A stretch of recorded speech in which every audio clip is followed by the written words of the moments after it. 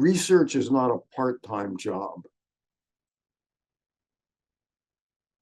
I have a story I tell that my wife hates, which is I do a lot of my work at the kitchen table. This is my office. I'm here because the internet isn't as good at home.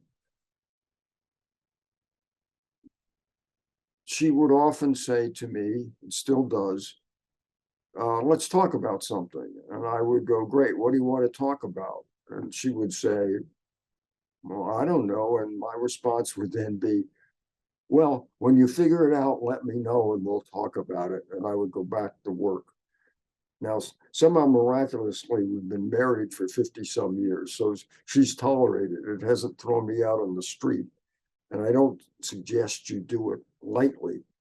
But if you're working on something and you're quote unquote hot, stick with it.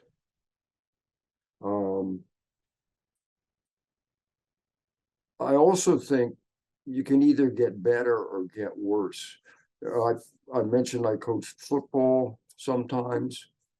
I gave a little speech to the team because they seemed comfortable. And the speech was very simple. It was, look, I taught statistics for many years. The chances of you staying exactly the same are zero. You're either going to get better or you're going to get worse. Choose.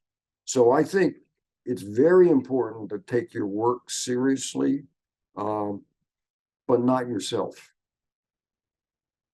And there's research on it that you can't just compartmentalize research when you want to do it. The R&D literature says continuous spending on R&D and on innovation is more effective than starting and stopping. Well, I'll take 3 months off, or I will not do research while I teach. I don't think that's a very effective strategy, and I commend that you not do that, partly by preparing most of the teaching notes well in advance. So you have to go over them, maybe modify them, but you don't have to spend all your time teaching when you're teaching.